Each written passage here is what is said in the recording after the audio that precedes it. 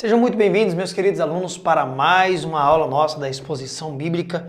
E hoje começaremos no primeiro livro de Reis. Primeiro livro de Reis. Lembrando que na Bíblia judaica é um livro só, mas na nossa Bíblia tem a divisão de Primeira Reis e Segunda Reis.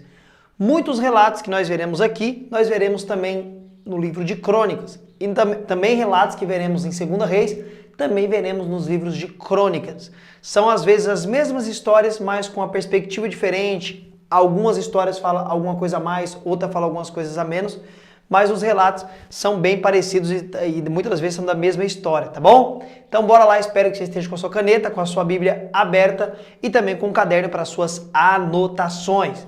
No capítulo 1 aí é relatado a velhice de Davi, ou seja, Davi, seguindo aí o fluxo natural da vida do homem, ficou velho, o grande rei de Israel, homem segundo o coração de Deus, aquele que era pastor de ovelhas e nas horas vagas era entregador de marmita, e Deus chama para ser o grande rei de Israel, agora está velho.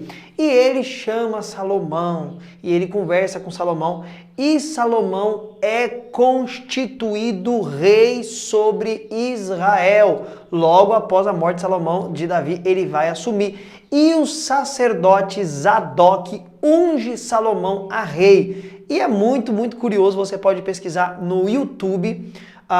O Dr. Rodrigo Silva, que é o perito de arqueologia bíblica do Brasil, tá bom? Ele teve um lugar que possivelmente foi o lugar lá em Jerusalém, em Israel, tá? O lugar onde Zadok ungiu ungiu Salomão a rei. E isso seria hoje onde que é embaixo da Jerusalém, daquela que nós vemos nos vídeos, seria embaixo, tá bom? Você pode pesquisar no YouTube que tem lá possivelmente o lugar em que o sacerdote Zadok unge Salomão a rei. Capítulo 1 do livro de Reis. No capítulo de número 2 aí, pessoal, Davi aconselha Salomão e após trazer conselhos para ele, ser homem, ser piedoso, ser um homem de Deus, ele morre e é aproximadamente com a idade de 70 anos que morre o grande rei Davi. Aproximadamente 70 anos Davi morreu com essa boa velhice, tá bom? 40 anos ele reinou sobre Israel, 7 anos ele reinou sobre Hebron e os 33 anos depois ele reinou sobre todo Israel, juntando aí 40 anos de reinado e Salomão assume no seu lugar o reino. No capítulo de número 3, ainda não, volta aqui no capítulo de número 2. No capítulo de número 2, ainda Salomão assumiu o trono e ele manda matar o seu irmão mais velho chamado Adonias. Adonias era filho também de Davi e Adonias pede para Betseba, mãe de Salomão, que queria casar com a sunamita, mas na verdade o que ele queria é o seguinte, ele mesmo disse para Betseba o seguinte, era para mim ser rei eu sou mais velho, primogenitura, eu tenho que assumir isso daí, mas ficou com Salomão, ele meio que fingiu que respeitou e Salomão manda matá-lo porque sabia que possivelmente ele teria planos para conspirar contra o seu reinado e aí acabar causando um grande motim na cidade, no país. Então ele já corta o mal pela raiz ali e manda matar aqueles que poderiam conspirar contra ele. Lembrando, pessoal, que isso daqui faz parte do contexto histórico da época, tá bom, pessoal? Era muito normal neste contexto matar-se até toda a família do rei quando você assumia o trono, mesmo sendo filho e tendo irmãos. Muitos reis mandavam matar todos os irmãos para não ter problema de irmão tentar usurpar. Aqui ele manda matar apenas Adonias, porque Adonias mostra aí que tem vontade, né, ou teria vontade de possivelmente acabar trazendo uma rebelião aí para dentro do governo aí de Salomão. No capítulo de número 3, Salomão vai se casar com a filha de um faraó daquele contexto. Ele casa, lembrando, pessoal, que Salomão vai se casar com muitas mulheres para ter acordos comerciais, para ter vínculo. Então ele se casou com muitas. Daqui a pouco você vai ver que quantas mulheres aproximadamente esse homem teve na vida dele, mas aí é cogitado que não é que ele se deitou com todas ou teve relacionamento com todas. Às vezes era só um casamento ali meio que para ter uma formalidade para poder ter contatos comerciais com outros países, tá bom? Ou outras cidades ali vizinha a Israel. Então no capítulo 3 ele casa com a filha de Faraó. Salomão vai pedir a Deus sabedoria, que é a primeira vez que ele vai ter um contato direto com o Eterno e Deus aparece para ele nesta primeira vez e ele pede para Deus o quê? Ele não pede para Deus matar todos os inimigos, não pede riqueza, não, ele pede sabedoria para guiar o povo de Deus ou o povo que Deus colocou os seus cuidados. E foi melhor pedido que esse homem poderia pedir e ele vai receber uma sabedoria acima de todos os homens. Não houve homem na terra mais sábio que Salomão. Lembrando que Jesus, além de ser homem, ele também era Deus. Então Jesus é o número 1 de todos, mas ele é Deus. Mas Salomão, como homem, foi o mais sábio da história da humanidade. Ok? E aqui no capítulo 3, ele vai colocar essa sabedoria a jus, né? Vai mostrar que realmente recebeu uma sabedoria acima da medida. Porque duas mulheres, duas prostitutas, elas têm algo para ser tratado e o rei vai ter que julgar. E qual era o problema? Ambas tiveram filhos e tudo leva a entender que elas moravam juntas ou dormiam no mesmo lugar, talvez até no prostíbulo, enfim. Só que o que aconteceu foi o seguinte, que uma dessas acabou rolando em cima do filho recém-nascido e matou ele. Ou dormiu em cima ali, matou a criança. E essa foi, pegou o filho dela morto e colocou no lugar, no lugar do bebê da outra prostituta e pegou o filho vivo e deixou o morto dela lá. E depois arrumou uma grande briga, não, esse aqui que é o meu, mas não era dela, ela tinha matado dela, colocou dela morto para outra prostituta e levaram isso pro rei. Então Salomão, depois que ouviu toda a história, falou o seguinte, tá bom, já ouvi toda a história, me traga aqui uma espada. Pediu uma espada, isso daqui já deve ter visto, tem filme, né? Muito filme já passou, alguns filmes já retratou isso, e até o Chaves, né? O programa de televisão Chaves já retratou isso daí também, né? Acho que era Chapolin, alguma coisa assim, mas enfim. E a espada foi trazida a Salomão e ele falou o seguinte, parta a criança viva, porque só ficou uma criança viva, né? A outra enterrou, foi embora. E aí a briga era que tinha uma mentira e uma que era a mãe verdadeira. Salomão falou o seguinte, pega a espada, me dê aqui, eu vou partir essa criança no meio, vou dar um pedaço para cada uma. Você acha que isso é um absurdo, né? Mas por que Salomão fez isso? Porque aí a mãe verdadeira falou o seguinte, não faça isso, ó rei. Não faça isso. Entregue a criança inteira para outra. Já a outra que não era mãe, mas era que tinha matado o filho e roubado o filho da outra, falou o seguinte, nem eu nem tu, parta a criança no meio. Na hora Salomão mostrou quem era a mãe. Dá a criança para aquela que falou para não partir no meio e despediu as mulheres. E todo Israel viu a grande sabedoria com que esse homem julgava, né? Isso que é uma sabedoria tremenda que Deus deu para ele, né? Capítulo de número 4 aí, pessoal, vai mostrar a grandeza do reinado de Salomão. Ele foi o rei mais próspero de Israel, o rei que mais teve riquezas em todo o período da história de Israel e o rei que mais conquistou e dominou territórios. Tem uma promessa lá no Velho Testamento que Deus fez para Abraão, que a descendência de Abraão, né, os filhos de Abraão, eles governariam, eles teriam desde lá do rio Nilo, né? Divisa lá do Egito lá e já pro lado das terras de Canaã, até o grande Eufrates, na Babilônia, teria uma faixa etária de terra imensa. E o período que mais chegou perto de cumprir essa profecia foi no reinado de Salomão. Foi o maior reinado de Israel, de faixa etária de terra e tudo, né? E dinheiro e tudo. E Salomão não conseguiu também cumprir essa promessa. Então nós entendemos que essa promessa se cumprirá no governo literal de Jesus Cristo, lá no milênio, que nós vamos ver ainda no livro do Apocalipse, tá bom? Então mostra-se aqui a grandeza do reinado de Salomão no capítulo 4. A sua sabedoria faz pessoas virem de todas as partes para conhecer e ver e ouvir Salomão. Pessoas de todos os países vizinhos, reis, dominadores, líderes, vinham para conhecer Salomão e ver a sua sabedoria. Então aqui está Israel, aqui ó. Então pessoas de tudo quanto é lado vinham para Israel porque eles ficavam sabendo da sabedoria de Salomão e queria ouvi-lo falar, tá bom? No capítulo 6 e capítulo 7, o que vai passar nesses capítulos aqui é importantíssimo. Tem as descrições do templo ou da construção do templo, pessoal. E também terá algumas construções como o palácio e grandes obras que Salomão começa a fazer no seu reinado. Então no capítulo 6 e capítulo 7 tem a descrição do templo, começa-se as construções, né, não só do templo, mas também de um palácio que ele edificou para ele e de muitas outras obras. Salomão foi um grande construtor também, tá bom? No sentido dele dar ordens, dar ordens e também ajudar aí, né, na elaboração dessas construções. No capítulo de número 8, Salomão fala todo o povo. Salomão conversa com o povo porque ele construiu um templo para Deus e ele ora a Deus para que Deus abençoe esse povo e também ora pedindo a Deus para que Deus depois venha habitar nesse templo. Este relato aqui vai estar mais claro no livro de Crônicas, que lá tem aqueles textos famosos da edificação do templo, da consagração do templo, da inauguração do templo e da oração que Deus responde para ele. Isso daqui nós vamos trabalhar mais pontuadamente lá em Crônicas, que está mais bem descrito lá, tá bom? Do capítulo 9 ao capítulo 10, o que vai ser tratado aí? Deus aparece segunda vez para Salomão, que é nesta vez aqui que Deus aparece para responder a oração dele, que ele pede para Deus habitar no templo, que nós vamos ver isso aqui em 2 Crônicas, tá bom? E Deus diz que vai ouvir a oração do povo que o povo fizer ali, se o povo continuar fiel e se o povo for temente a ele, tá bom?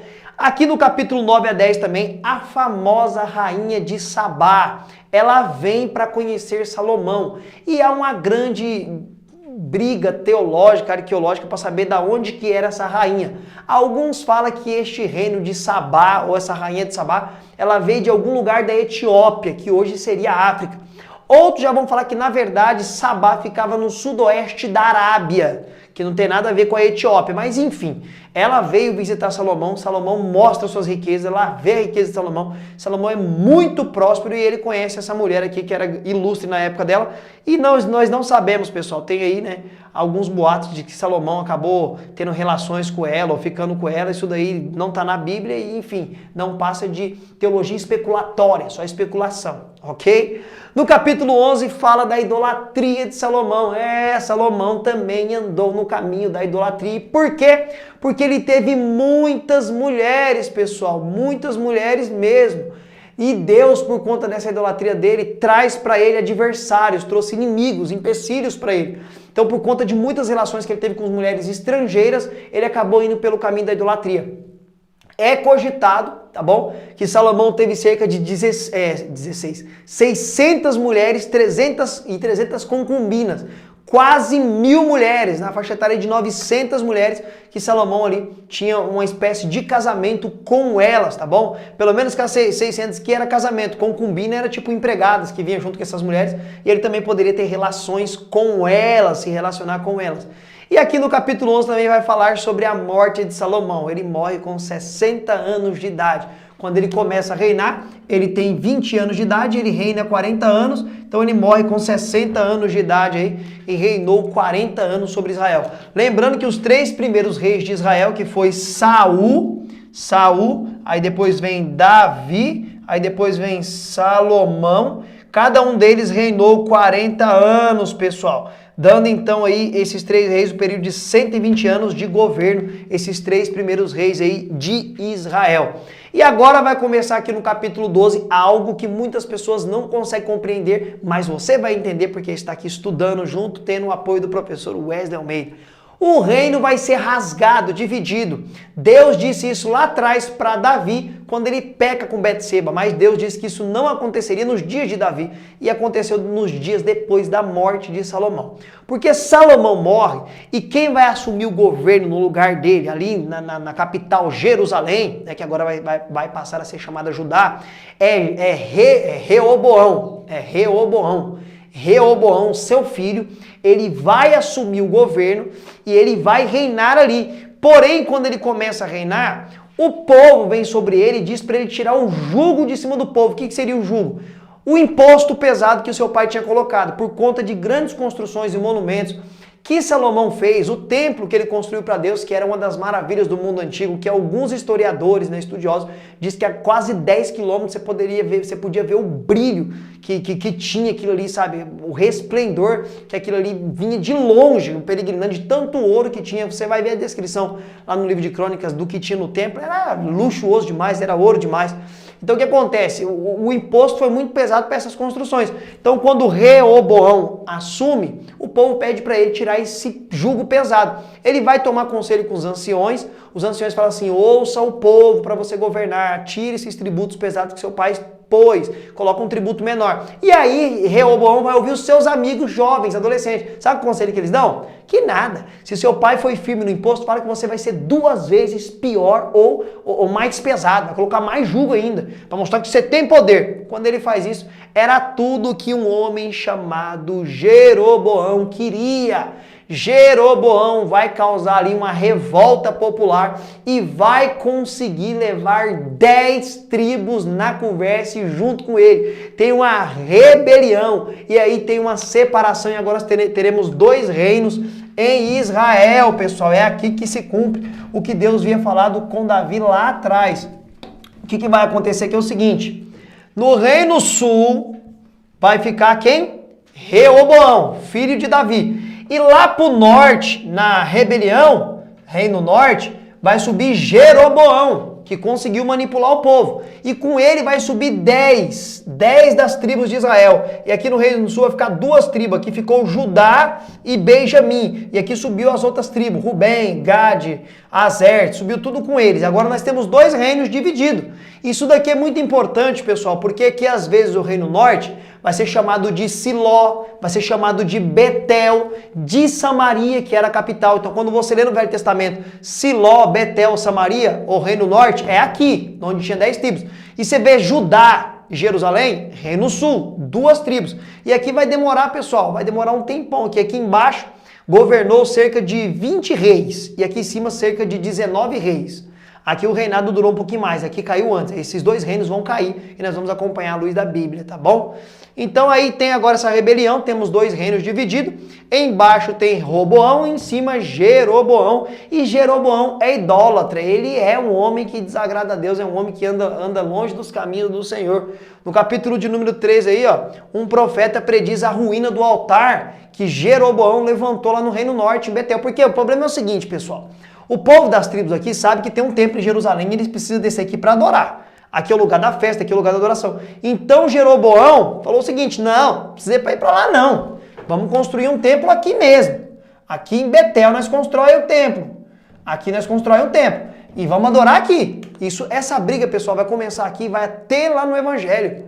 Lá na fonte de Jacó, Jesus Cristo, no Evangelho de João, quando encontra a samaritana, que é daqui que vai vir o samaritano Reino Norte, ela fala, nossos pais falam que tem que adorar aqui no monte. O monte era o quê? Betel, Siló. E vocês falam que tem que adorar em Jerusalém. A adoração era aqui. Foi aqui que Deus falou que ia habitar, no templo que Salomão fez. Só que Jeroboão faz altares aqui e quer que o povo adore aqui para o povo não descer lá embaixo. Entendeu? Que quer que o povo fique aqui. Então prediz a ruína. Fala assim, ó, o profeta vai lá e fala aqui, não tem jeito, não é aqui. O propósito de Deus não é aqui. Prediz a ruína de Jeroboão e do altar. No capítulo de número 14, Aías, um profeta, prediz a ruína da casa de Jeroboão. Ou seja, não adianta. Você é rebelado, você levou o povo embora, né? Na verdade, não foi totalmente rebelado como se pensa. Rebelião também é puxar o tapete e assumir o trono. Na verdade, ele foi-se embora e o povo seguiu a ele, tá bom? Então, o que acontece aqui no 14? Mostra-se que o profeta Aías vai lá e prediz realmente a ruína dele, não aprova o altar, né, por outro profeta, e a impiedade de Reoboão lá embaixo. Agora já fala, ó, agora vai ter um contraste. A hora tá falando do Reino Norte, a outra hora tá falando do Sul. Então você tem que saber se localizar aí dentro da leitura bíblica, porque uma hora tá falando do Norte, outra hora tá falando do Sul. Mas dá para se localizar tranquilamente. Aqui tá falando de Jeroboão, que tá no Norte, né?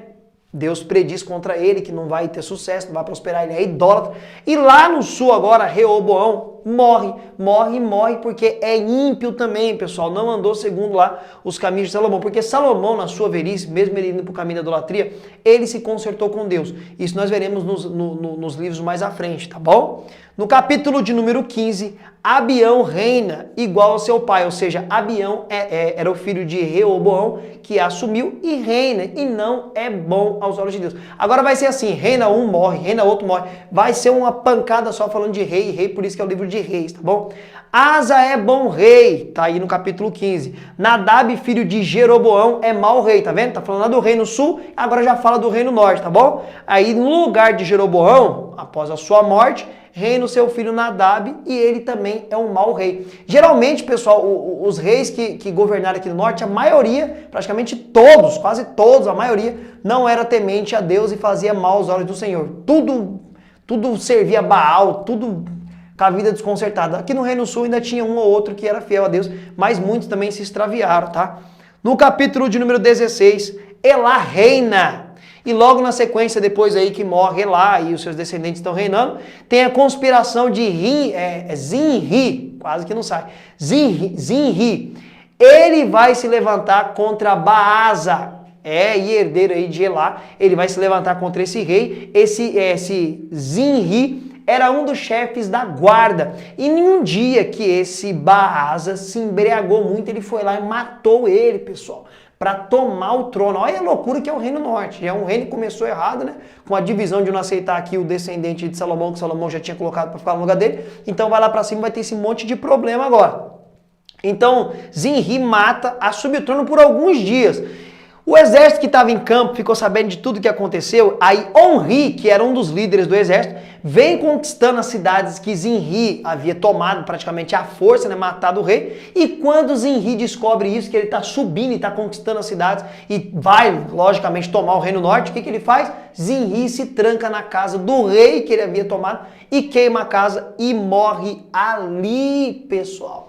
E Acabe agora, né? E Acabe vai reinar no lugar de Onri, porque Onri depois se tornou rei depois que Zinri se matou. Então Onri se torna rei e depois o seu filho Acabe, que é o mesmo Acabe que casa com Jezabel, a filha de Baal, ele assume o trono. Vai ser muito rápido, não tem reis que não contam muita história. Só fala que reinou algum tempo, já morreu e o filho assumiu.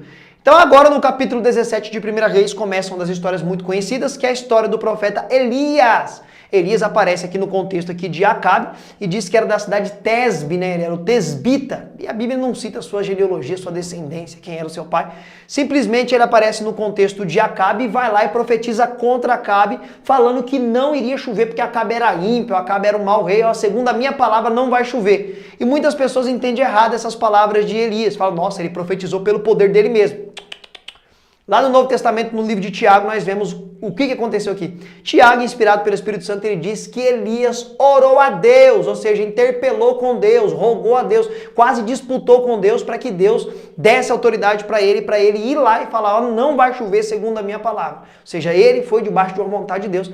E segundo a Bíblia, por 3 anos e meio não caiu uma gota d'água. E ele ficou refugiado lá, pro lado de uma cidade lá de Serepta, lá, e a viúva de Serepta vai aí ajudar ele por um período aí e sustentar ele nesse período de seca aí. No capítulo de número 18, Elias agora vai mais uma vez perante Acabe, passou-se um bom tempo, né? E ele vai lá na presença de Acabe e vai fazer um desafio, que é chamado do desafio do Carmelo. Para provar quem era Deus sobre o Reino Norte, sobre todo o povo de Israel, ele faz um desafio. Vamos se unir lá no monte e vamos oferecer um sacrifício a Deus. O Deus que responder, esse é Deus. Elias sozinho, olha isso daqui, ele foi contra, ó, Elias sozinho, o profeta Elias sozinho, ele foi no desafio contra 400 profetas de Azera e 450 profetas de Baal, pessoal. 450 profetas de Baal. Ele sozinho foi contra 850 profetas. E ele ainda zombava, pessoal, ele zombava aqui no desafio do Carmelo, porque os profetas se flagelavam e ficavam rogando aos seus deuses, e chegando perto do meio-dia, a história é maravilhosa, e Elias ainda zombava, grita mais alto, talvez Baal tá viajando ou tá dormindo, e cascava o bico, dá a entender, né, não tá no texto bíblico, mas pensando, né, que um pensamento do que está acontecendo. Se ele zomba que o Deus dele está dormindo, que é por isso que ele está mais alto, ou está viajando, ele está zombando, talvez ele estava terrindo, tá bom? É um humor da época dele lá, né? Debochando de falsos deuses. E chegando perto dali do meio-dia, enfim, o profeta Elias, ele conserta o altar do Senhor ali, tá bom? O altar que eles tinham levantado ali, que era para ser para o Senhor, ele conserta o altar, coloca ali o que é usado no holocausto, joga água em volta ali do altar, né, num rego, que tem ali, o rego seria um buraco ali em volta ali, tipo um negócio cavado, né, e difícil arrumar água, porque não estava chovendo, né, então foi muito difícil arrumar essa água aí, era um sacrifício para Deus. E quando ele clama pela primeira vez, se tu és Deus sobre Israel, o Senhor Deus responde, e Deus responde mandando uma língua de fogo do céu que consome todo o holocausto, incinera tudo ali, e todo mundo cai com a cara no chão ali, perplexo, vendo que Deus era Deus sobre Israel. E aí eles descem e matam esses 850 profetas pagão, morre ao fio da espada. No capítulo de número 19, Jezabel ameaça Elias, pessoal. Agora essa mulher endemoniada aqui vai ameaçar Elias. E Elias, ele vai fugir para o monte, pessoal. Vai lá por Horebe e fica fugido lá. E é dentro deste capítulo aqui, dentro desse contexto, que Elias vai encontrar o seu sucessor chamado Eliseu, um jovem boiadeiro que estava trabalhando, estava atrás da 12ª junta de boi, e Elias vai até ele e joga a capa nas costas dele, ele entende que aquilo ali é um chamado para seguir o profeta. E Elias era famoso, né, pessoal? Profetizou que nem ia chover, ia na cara do rei, tacava o dedão e falava, é assim que vai acontecer, é assim, assim, e Deus atendia ali, atendia ou assinava, né, ou confirmava ali aquilo que Elias profetizava. No capítulo de número 20, temos aí a guerra entre Acabe e os sírios. Vai ter essa guerra aí. E no capítulo de número 21 vai ter outro texto aí muito conhecido que é Nabote, né? Nabote tinha uma vinha perto do palácio e o rei queria comprar aquela cercania ali, aquelas terras ali. Nabote não queria vender porque era uma herança de família. E herança não se vendia para os judeus. Era algo muito precioso. E Jezabel manda matar ou faz com que Nabote seja morto. E se irrita demais, não só o profeta Elias, mas também Deus não se agrada disso. E Elias vai e repreende mais uma vez Acabe. E isso aí com certeza não vai agradar muito Jezabel, que é essa mulher terrível, casada com esse homem banana, né? Quem mandava nesse reino que não era Acabe era Jezabel, fica mais do que claro. E no capítulo de número 22 aí, pessoal, né? No capítulo 21, tem aí a vinha de Nabote, que ele se recusa a vender e Acabe faz com que ele morra, né? Que ele seja morto para poder comprar as terras e dar para Acabe. No capítulo 22, Acabe vai fazer uma aliança com o reino sul. E quem está governando no reino sul é Jeosafá. Jeosafá está reinando e ele é um rei meio temente a Deus ainda, pessoal. E quando Jeosafá convida ele para entrar numa peleja para ajudar, né? Josafá fala assim, temos que consultar ao Senhor, chame os profetas, e aí um monte de profeta pagão, babador, né, que eles ficam babando ali, profetizando só por causa do dinheiro que o rei dava, fortalecia eles, cuidava deles, eles profetizam, vai pra guerra, você vai vencer, um foi com chifre lá de ferro lá, aqui ó, o seu poder tá aqui, tal, aí mandaram chamar Micaías, que era profeta de Deus, e Micaías diz o seguinte, o que Deus falar, eu falarei, e Micaías fala o seguinte, ó, eu vi um espírito de engano que veio lá da parte de Deus. É um texto muito obscuro, de difícil interpretação. Alguns pensam que Micaías está falando uma parábola, porque o texto é claro. O texto dá a entender que está tendo uma reunião no céu e Deus fala, quem será o espírito de engano que vai na boca dos falsos profetas? Esses profetas que estão falando que Acabe e Josafá vai vencer. Vai vencer nada, Acabe vai ver, nós vamos ver o fim de Acabe aqui. E um espírito sai da parte de Deus e desce, e é o espírito de engano na boca dos falsos profetas, para incentivar Acabe para a guerra, porque Deus queria dar fim na vida de Acabe. E alguns vão falar que isso é uma parábola, outros vão falar que não, como Deus domina sobre todas as coisas, Deus manda, como Deus mandava um espírito maligno para atormentar Saul, aqui também mandou um espírito de engano, para ser o engano na boca dos profetas, porque Deus queria acabar com a vida de Acabe. Ou Deus permitiu que esse espírito viesse, porque Deus é ele que permite tudo acontecer na terra dos homens. Tem essas três possibilidades. Parábolas, Deus permitiu e Deus mandou. Aquela que você achar que é mais clara no contexto, fique tranquilo para aceitar, desde que você respeite as outras possibilidades, tá bom? Mas é um texto muito obscuro.